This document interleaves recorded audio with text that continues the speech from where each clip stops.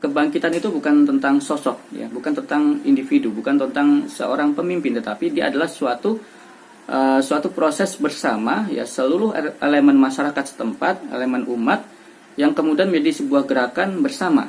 Nah, dan banyak pihak yang kemudian akan terlibat dalam proses kebangkitan itu.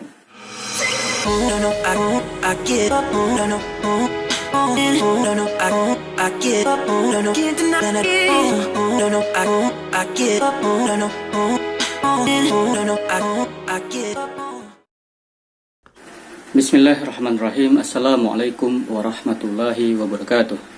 Alhamdulillah hamdan katsira kama amar hamdan yanbaghi li jalali wajhil karim wa 'azimi sultani. Asyhadu an la ilaha illallah wahdah wa asyhadu anna Muhammadan abduhu wa rasuluh la nabiyya ba'dah. Allahumma shalli wa sallim wa barik ala nabiyyina wa habibana Muhammad sallallahu alaihi wasallam wa ala alihi thayyibin wa ashabihi al-ahyari jema'in wa man tabi'ahum bi ihsan ila yaumiddin. Teman-teman sekalian, alhamdulillah kita telah memasuki bulan Ramadan dan hari ini adalah hari pertama. Dan setiap bulan Ramadan kita selalu membayangkan bahwa inilah momentum kita untuk kemudian bisa menyegarkan kembali semangat beragama kita, menyegarkan kembali kehidupan keberagamaan kita. Dan tentunya, ya, selain kemudian kita mendekatkan diri pada Al-Quran, kita juga kemudian berusaha menambah beragam khazanah keilmuan Islam kita, khazanah rasa, cita rasa keislaman kita, dan sebagainya. Teman-teman sekalian, pada kesempatan kesempatan kali ini saya ingin mengajak teman-teman sekalian untuk kita memperbincangkan suatu tema yang mungkin ini adalah tema yang selalu segar di sepanjang zaman, yaitu terkait dengan bagaimana umat ini, ya, pernah bangkit dan bagaimana umat ini juga pernah terpuruk. Nah, teman-teman sekalian, saya ingin membawa suatu kajian referensi sejarah, ya.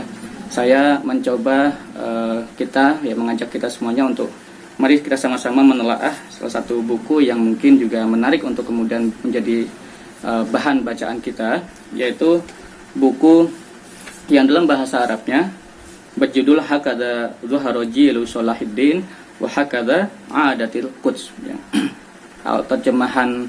Terjemahan tekstualnya berarti inilah tampilan dari generasi Salahuddin, dan beginilah, ya, kembalinya Al-Quds. Tetapi kemudian kalau kita mencari dalam referensi bahasa Indonesianya, terjemahannya kemudian diberi judul Misteri Masa Kelam Islam dan Kemenangan Perang Salib, ya. Buku ini adalah buku karya dari Dr. Majid Ihsan Kilani, ya. Jadi Dr. Majid Ihsan Kilani, beliau menuliskan dan kemudian diterbitkan pada tahun 1985. Kalau kita melihat tahun terbitnya, maka buku ini terbit sebelum gerakan perlawanan di Palestina dalam konteks untuk membebaskan Masjid Al-Aqsa, ya, itu terlahir, ya, atau kira-kira beberapa tahun sebelum gerakan itu muncul, ya, yang dipelopori oleh Syahid Syekh Ahmad Yasin. Teman-teman sekalian, tetapi buku yang terbit tahun 85 ini, ya, baru kemudian diterjemahkan oleh penerjemah, ya, Ustadz Asep Sobari dan Bapak Ustadz Amaluddin, ya, itu pada tahun 2007, ya. Jadi pada tahun 2007, ya, meskipun nanti beliau penerjemah ini bercerita bahwa mereka telah mendapati kitab ini 10 tahun sebelumnya, tahun 1997, ya, ketika di Indonesia di masa-masa kita krisis dan kemudian berujung pada reformasi. Di tahun itu, ya, para penerjemah ini menjalani suatu tugas, ya, penelitian, ya, di Fakultas Dakwah dan Usuluddin Universitas Islam Madinah, yang kemudian mereka mengerjakan suatu riset, ya, tulisan tentang manhaj dakwah fi ahdi Sholahuddin, manhaj dakwah dalam eranya Sholahuddin, yang oleh pembimbingnya Dr. Ghazi bin Ghazi Al-Mutairi kemudian disarankan untuk mengakses referensi ini, ya, kitab Hakadha Zuharojilu Sholahiddin, ya, beginilah tampilan generasi Sholahuddin, ya, wa hakadha Adatil Quds, dan beginilah proses kembalinya Al-Quds. Baik, teman-teman sekalian, saya mungkin ini adalah sesi yang mungkin akan berkelanjutan ya, insya Allah dalam beberapa hari di bulan Ramadan ini. Tapi di awal ini mungkin saya akan menyampaikan tentang pengenalan tentang kitab ini. Jadi kitab ini kemudian kalau dalam terjemahannya dikasih suatu judul judul kecilnya, yaitu Refleksi 50 tahun gerakan dakwah para ulama untuk membangkitkan umat dan merebut Palestina. Jadi kira-kira buku ini nanti adalah suatu refleksi perjalanan 50 tahun umat yang mungkin akan berulang juga di masa-masa kita hari ini, bahwa proses kebangkitan, proses perebutan kembali itu memang membutuhkan waktu yang tidak sebentar ya. Bahkan kalau mengacu pada sini maka kira-kira kisarannya setengah abad ya. Bahkan mungkin bisa lebih lama lagi. Nah, teman-teman sekalian, buku ini nanti kalau kita akan membahasnya ya pada beberapa sesi berikutnya, tapi saya ingin memberikan gambaran bahwa isi buku ini yang pertama adalah dia terbagi menjadi 3 bagian ya. Yang pertama itu tentang pra ya atau sesuatu ya, pra kebangkitan, kebangkitan umat. Ya, di situ nanti dibahas tentang pemikiran-pemikiran yang berkembang yang kemudian mengantarkan umat ini pada keterpurukannya. Dan tentu nanti kita bisa mencermati pula pada kesempatan kali ini ya, bagaimana pemikiran-pemikiran yang merusak hari ini berkembang di masyarakat kita dan kemudian membuat kita dalam kondisi yang rendah di hadapan ya peradaban dunia hari ini. Yang kedua, buku ini nanti akan membahas tentang gerakan pembaharuan ya, atau dia beliau sebut sebagai Harokatul Islah ya, gerakan pembaharuan. Nanti terkait tentang sebarannya dan kemudian pengaruhnya ya, bagaimana gerakan pembaharuan itu menyebar dan bagaimana pengaruh gerakan pembaharuan itu. Nah, kemudian nanti yang terakhir adalah tentang pola sejarahnya. Kita akan dipahamkan bahwa sejarah itu selalu punya pola-polanya. Ya, dia punya alurnya, dia punya prosesnya. Dan dengan memahami itu nanti akan memunculkan optimisme dalam diri kita bahwa sesungguhnya ya masa depan itu selalu berada pada generasi orang-orang beriman. Ya, masa depan selalu milik umat Islam dan kita selalu dalam kondisi optimisme untuk merebut kembali kejayaan-kejayaan semacam itu. Teman-teman sekalian, selain tadi saya menggambarkan tentang isinya ya, sesungguhnya nanti dalam buku ini ya, kita dikenalkan ya, nanti ada dari beberapa pengantar dari penerbit, kemudian dari penerjemah, kemudian kalau kita referensi ke bahasa Indonesianya, kemudian tentang urgensi ya, urgensi pembahasannya, dan kemudian tentang pokok-pokok kajiannya. Nah, saya ingin menyampaikan ya beberapa catatan hasil bacaan saya ya teman-teman sekalian, bahwa di sini ya penerbit buku ini kemudian memberikan suatu catatan bahwa buku ini memuat suatu clue permasalahan umat. Jadi permasalahan umat ini yang hari ini kita rasakan begitu besar ya. Itu ada kata kuncinya, ada clue-nya ya. Nah, clue permasalahan umat itu sesungguhnya satu, yaitu perpecahan. Jadi sekian banyak permasalahan umat hari ini itu clue-nya cuma satu, perpecahan. Nah, perpecahan ini nanti kalau kemudian kita ambil dari buku ini itu ada pada 3 aspek. Yang pertama adalah ya adanya perpecahan antar mazhab yang sampai pada cacian. Jadi saling mencaci antar mazhab, antar kelompok dan sebagainya. Nah, kita merasakan hari ini kita juga demikian. Yang kedua adalah adanya penguasa yang zalim.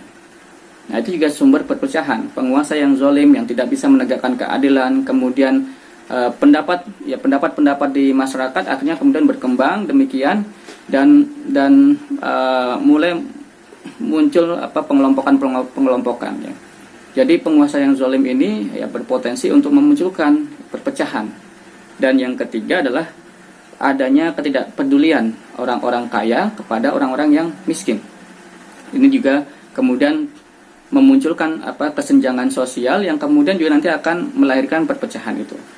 Nah, 3 hal ini ya kata Dr. Majid Ihsan Al-Kilali ini bisa diselesaikan dengan suatu islah atau perbaikan.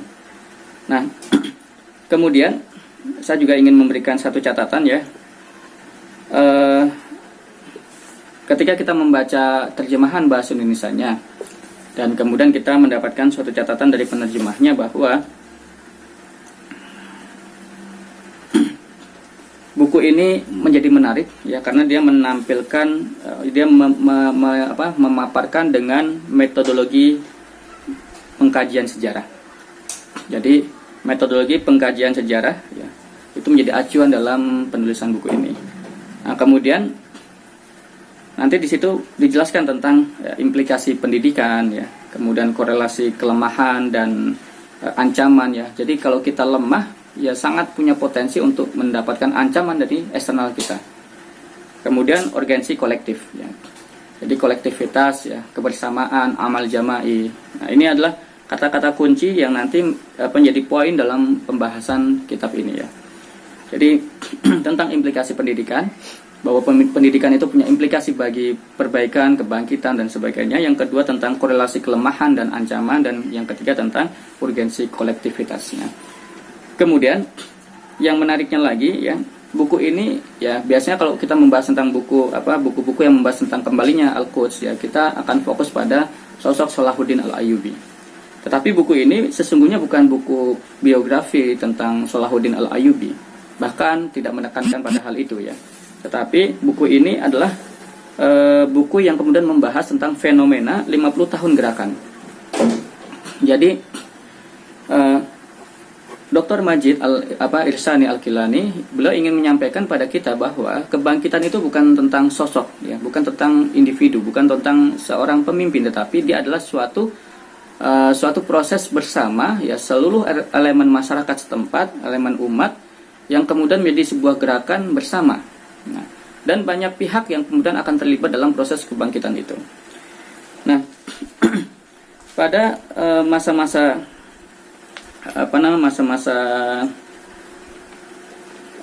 tentang rentang waktunya ya 50 tahun itu ya kita kemudian di buku ini digambarkan seolah-olah digambarkan ya sejak kekalahan ya di penghujung abad ke-5 Hijriah ya, kemudian Al-Aqsa direbut ya, dikuasai oleh mereka, sampai kemudian ya 90 tahun setelahnya ya muncul Salahuddin Al-Ayyubi dan memenangkan perang Hittin.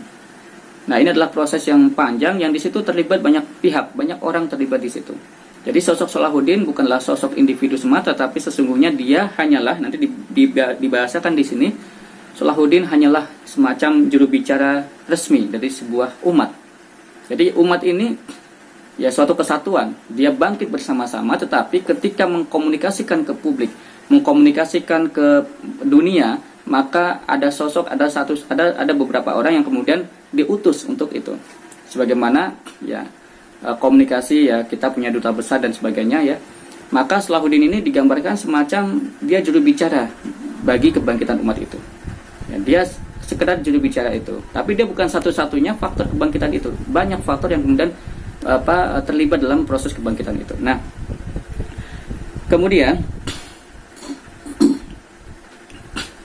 di masa-masa perubahan itu ya, nanti digambarkan di sini ada banyak tokoh yang hidup di masanya itu ya, semacam Imam Al-Ghazali, kemudian Abdul Qadir Al-Jailani, kemudian Ibnu Qudamah Al-Maqdisi dan sebagainya ya. Yang mana mereka kemudian bekerja keras untuk mengubah paradigma pemikiran dan kemudian melakukan pendidikan umat. Nah, dua hal ini penting ya, mengubah paradigma pemikiran dan membangun atau membangkitkan pendidikan umat. Inilah faktor esensi nanti yang kemudian menjadi tonggak atau fondasi islah atau gerakan perubahan, perbaikan di lingkungan masyarakat kita. Nah, teman-teman sekalian, maka kemudian dengan segala keistimewaan itu ya, bagi penerjemah buku ini kemudian memberikan catatan bahwa buku ini kiranya merupakan buku wajib bagi muslim yang menghendaki perubahan. Jadi kalau kita semuanya menghendaki perubahan, maka kita perlu membaca buku ini ya. Nah, baik.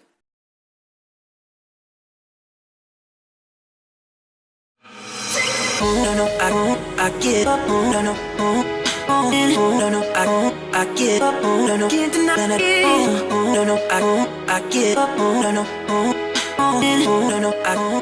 get up.